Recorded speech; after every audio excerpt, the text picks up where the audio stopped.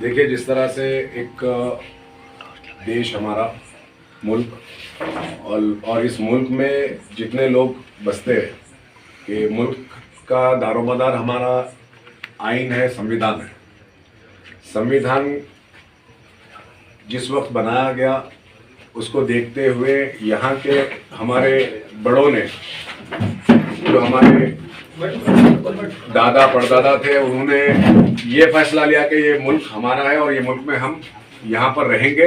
इसीलिए ये फैसला लिया गया क्योंकि ये मुल्क की जो बुनियादी और मुल्क का जो बुनियाद बना हुआ है, खड़ा हुआ है, वो एक संविधान के ऊपर खड़ा हुआ है, जिसमें हर मजहब, हर धर्म के लोग को अपना आज़ादी से ये मुल्क में रहने की पूरी आज़ादी दी गई।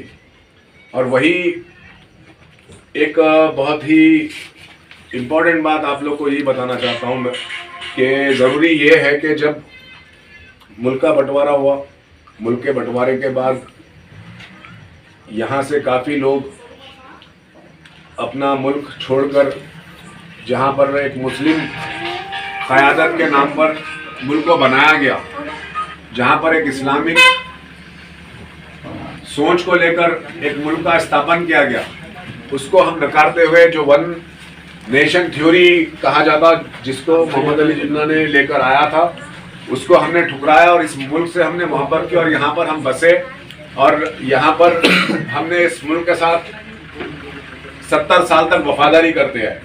लेकिन अब ये वक्त हमको समझना चाहिए कि 2014 से जो मुल्क के हालात बदले हैं, इसकी वजह मैं आप लोगों को बताना चाहता हूं कि सबसे बड़ा जिम्मेदार जो 70 साल या 40 साल हुकूमत करते आई है, जो कांग्रेस पार्टी अपने आप को एक सेक्युलर जमात कहती है, उसने बहुत सारे ऐसे संगठनों को पैदा कर रखा है जो आज हमारे मुल्क को बीमार कर रहे हैं और मुल्क के लिए एक बीमारी बन चुके हैं। ये बहुत ज़रूरी है क्योंकि आज हमारे पास ये लोग आते हैं और हम अपना जो वोट का अधिकार है, हमारा वोट का अधिकार इस्तेमाल कर क्योंकि हमको देखिए जिस तरह से आज का माहौल, ये बहुत ज़रूरी है, समझना हमको चाहिए कि आपकी रहनुमाई करना, नुमाइंदगी करने वाला किस तरह का आपका प्रतिनिधि यहाँ पर होना चाहिए, जो कि आपके मसले मसाइल को आपके वार्ड में, जिस तरह के मैं वहाँ से यहाँ तक आया, मैं खुद ताजुब करा। अभी हम लोग गाड़ी में बैठकर सोच रहे थे कि बारिश में क्या हाल होगा और आप लोग को कितनी दुश्वारियों से गुजरना पड़ा। तो इसकी वजह क्या रही? क्योंकि यहाँ पर नुमाइंदगी नहीं रही और ये नुमाइंदगी बराबर नहीं रहने की वजह से आज आप लोग को ये परेशानी देखना पड़ रहा है। और हम, जब मैं एक बात करता हूँ कि एक कौम की और एक मिल्लत की बात अगर होती है, तो मिल्लत और कौम की बात करने के लिए जिस तरह से हमने एक पार्टी की विचारधारा को लेकर यहाँ पर आगे बढ़ रहे हैं, काम कर रहे हैं, वो पार्टी वंचित बहुजन अघाड़ी है, जिसकी सदारत एडवोकेट बाला साहब प्रकाश अम्बेडकर कर रहे हैं और हम अपना एक फार्मूला लेकर आ रहे हैं। मैं आप लोग को यही बताना चाह रहा हूँ कि आप लोग एक जिम्मेदार यहाँ पर है बस्ती के, और आप लोग को ये फिरका परस्त ताकतों से मुकाबला करना है। यहाँ बस्ती के मसले मसाइल को किस तरह से हल किया जाए, क्योंकि जब आपकी आवाज़ रहेगी, आपकी आवाज़ उठेगी, तभी यहाँ पर बदलाव आएगा। जब तक आप आवाज़ नहीं उठाएंगे, आपके तकलीफ का, आपके दर्द का एहसास कोई सुनने वाला नहीं, कोई उस पर असर लेने वाला नहीं। तो ये चीज़ देखिए कि जिस तरह अभी एक चुनाव सामने आएगा महानगर पालिका, यहाँ पर हमको एक फार्मूले के तहत हमको काम करना होगा जुड़कर, क्योंकि आपने 30 साल 35 साल से परभनी महानगर पालिका में किसकी सत्ता को देखा है? कांग्रेस राष्ट्रवादी की सत्ता रही। उसके साथ साथ यहाँ पर आमदार कौन से पक्ष का बनता है? शिवसेना का आमदार चुनकर आता है, जबकि यहाँ पर 30 से ज़्यादा 33 नगर सेवक मुसलमान चुनकर आते हैं। उसके बावजूद हमारी जो बस्तियाँ हैं उसको क्यों नकारा जाता? ये सवाल पैदा होता है, क्योंकि ये हमारे जो प्रतिनिधि चुनकर आते हैं और जो पक्ष अपने आप को सेक्युलर मानता है, वो पक्ष हमारी आवाज़ को ऊपर उठने नहीं देता। वही एक फ़र्क है वंचित बहुजन अघाड़ी में और आज की कांग्रेस पार्टी में। ये कांग्रेस पार्टी पहले की तरह नहीं रही। पहले जो कांग्रेस पार्टी थी, मौलाना अबुल कलाम आज़ाद की कांग्रेस पार्टी थी, जिन्होंने जामा मस्जिद के सीढ़ियों पर खड़े रहकर हमारे बाप दादाओं को रोका, हमको इस मुल्क से मोहब्बत करना बताया, हमको जो बाबा साहब अम्बेडकर ने संविधान दिया, उसको संविधान को समझाने की कोशिश की, और आज हम इस मुल्क में हैं। लेकिन आप मुल्क के हालात बहुत ही कशीदा, बहुत ही हमको फिक्र करना चाहिए इस बात को कि किस तरह से हमको जो अपना अधिकार मिला है, हमारा सबसे बड़ा अधिकार, हथियार हमारा वोट है। आप अपना वोट को किस तरह से इस्तेमाल करते हैं, और उस वोट का अधिकार इस्तेमाल करने के बाद क्या आपको आपका चुना हुआ प्रतिनिधि उसके बातों पर उतरता है या नहीं, ये चीज़ आपने देखी और अभी तक आप उसका भुगतान कर रहे हो।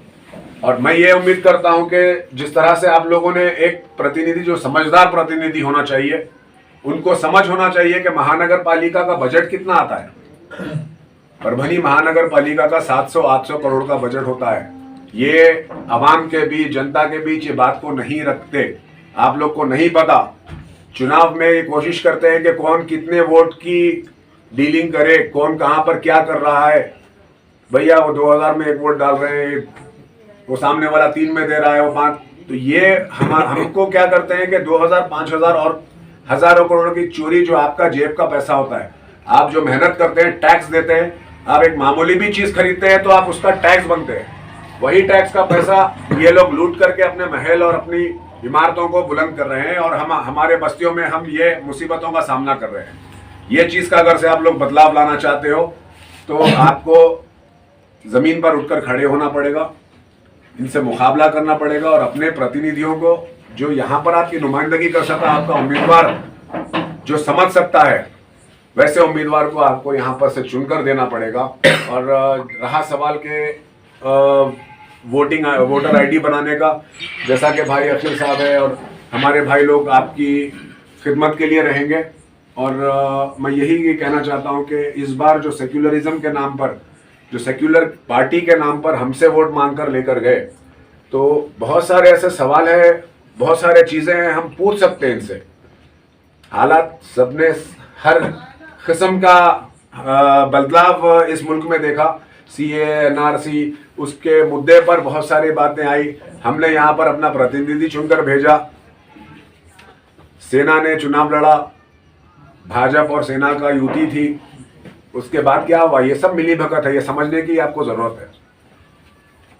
आज राष्ट्रवादी कांग्रेस, सेना मिलकर सत्ता में बैठी है, उनको सत्ता से मोहब्बत है, सत्ता का उनको फिक्र है, अवाम की फिक्र नहीं है। सेक्युलरिज्म के नाम पर बेवकूफ बनाने का काम करते हैं ये लोग। CA, NRC में हमने सवाल उठाया कि कांग्रेस के जितने यहाँ पर परभनी या महाराष्ट्र भर में, बड़ा साहब ने सवाल करने को कहा उनसे कि तुमने सेक्युलरिज्म के नाम पर वोट लिया, तो क्या विधानसभा में खड़े होकर एक भी कांग्रेस का आमदार या राष्ट्रवादी का आमदार बता दो आपके ये मुखालिफत बिल की असेंबली में किया? एक ने भी खड़े होकर ये नहीं कहा कि ये बिल की मुखालिफत करते हैं हम, ये बिल यहाँ पर नहीं लाना चाहिए। हमने ये सवाल उनसे किया, फिर हमारे घर पर आते हैं, दरवाजे पर आकर हमारा वोट मांगते हैं। तो ये लोग को जवाब देना, आपके पास एक विकल्प आपके पास मौजूद है। अगर इस विकल्प को आप फायदा नहीं उठाएंगे तो याद रखिए फिर आने वाले और 30 साल तक आपको इसी मुश्किलात का सामना करना पड़ेगा। यही आपको लोग बेवकूफ़ बनाते रहेंगे, आपके जेब का पैसा लूटते रहेंगे और अपनी रोटियां सेकते रहेंगे। तो मैं उम्मीद करता हूं कि आप हमारे भाई लोग का साथ दीजिए, जिसका वोटर आईडी नहीं है, जो युवा लड़के हैं, युवा पीढ़ी हमारी देश की जान है, वो युवाओं को लेकर के आगे बढ़ना है। वही युवा आगे चल करके देश का मुस्तकबिल बनने वाला है। तो जो लोग 18 साल के हो चुके हैं, अभी जो प्रोग्राम चालू हो गया है, फॉर्म मिल रहे हैं, लीजिए। जिसका नहीं हुआ है वोटर आईडी में अपना शामिल करिए। कुछ अगर से दिक्कत आती है, शहर अध्यक्ष भी है, आप हम लोग मिल करके जब काम करेंगे तो यहाँ पर बदलाव लाएंगे। और इंशाल्लाह मैं आपको दावे के साथ कहता हूँ कि यहाँ आपकी बस्ती में काम हम किस तरह से करवा कर दिखाते हैं वो हमारी जिम्मेदारी रहेगी। बाकी जो कोशिश और जो जद्दोजहद हमको करना है हम ज़रूर करते रहेंगे, लेकिन हम हमारी बस्तियों में एक बदलाव लेकर आकर दिखाने की पूरी कोशिश करेंगे। यही एक हमारा एक सोच और फिक्र के साथ आप लोग के दरमियान में मैं मेरी पार्टी के तरफ से आया हूं। और इंशाल्लाह मैं उम्मीद आप लोग से भी करता हूं कि आप लोग हम लोग का साथ देंगे और एक यहाँ पर राजनीतिक बदलाव लाने की कोशिश करेंगे। बहुत बहुत शुक्रिया। खुदा हाफिज़, अस्सलाम वालेकुम।